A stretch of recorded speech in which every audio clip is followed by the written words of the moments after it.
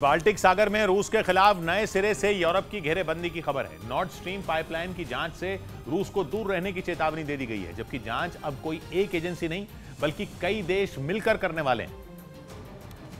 इसीलिए यह साफ दिखने लगा है कि नॉर्ड स्ट्रीम की जांच के मुद्दे पर पूरा यूरोप एक हो सकता है। यूरोप के देश अब इस बात पर एकजुट दिखने लगे हैं कि नॉर्ड स्ट्रीम पाइपलाइन में धमाका पुतिन के इशारे पर ही हुआ था। यहां तक कि यह भी तय माना जा रहा है कि पुतिन की साजिश इस पाइपलाइन के जरिए पूरे यूरोप को उड़ाने की थी। नॉर्ड स्ट्रीम पाइपलाइन यूरोप तक नेचुरल गैस पहुंचाने के लिए बनी थी। जंग के बाद से पाइपलाइन से गैस की सप्लाई तो बंद थी, लेकिन पाइपलाइन में गैस मौजूद जरूर थी। मतलब ये कि पाइपलाइन में मौजूद गैस के जरिए पूरे यूरोप को उड़ाना मुमकिन हो सकता था। यही अंदेशा यूरोप का है। यूरोप के देश ये मानकर चल रहे हैं कि बिना मिसाइल गिराए पुतिन यूरोप को सजा देना चाहते हैं।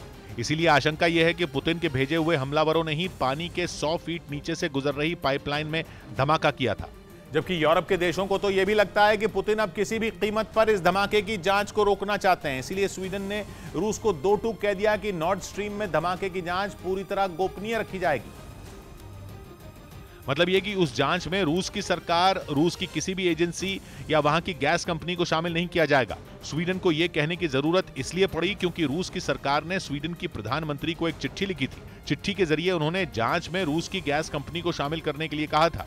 स्वीडन के साथ वैसे भी लंबे वक्त से रूस की ठनी हुई है। स्वीडन की सीमा रूस से लगती है और वो नेटो में शामिल होने के लिए आवेदन कर चुका है। स्वीडन ने यह आवेदन यूक्रेन की भी जंग शुरू होने के बाद किया था। मतलब ये कि स्वीडन तो पहले से ही पुतिन के साथ भिड़ने की तैयारी कर चुका है। लेकिन इस बार स्वीडन के तेवर से साफ है कि नॉर्ड स्ट्रीम पाइपलाइन की जांच में उसके हाथ कुछ बड़ा लगा है, कुछ ऐसा जिसे वो रूस के खिलाफ बड़े हथियार की तरह इस्तेमाल कर सकता है। इसीलिए उसने ये तक कह दिया है कि पाइपलाइन में धमाके वाली जगह को पूरी तरह खोल दिया गया है। मतलब ये कि जांच के लिए जो घेरा स्वीडन की एजेंसियों ने बनाया था, अब उसे हटा दिया गया है।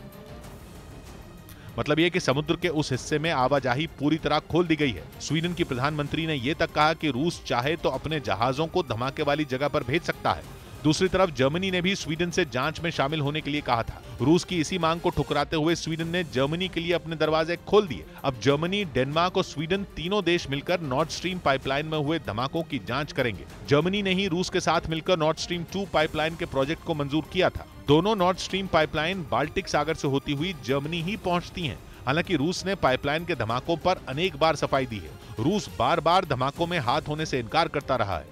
यहां तक कि रूस का दावा तो यह है कि इन धमाकों के पीछे अमेरिका का हाथ होने की आशंका सबसे ज्यादा है।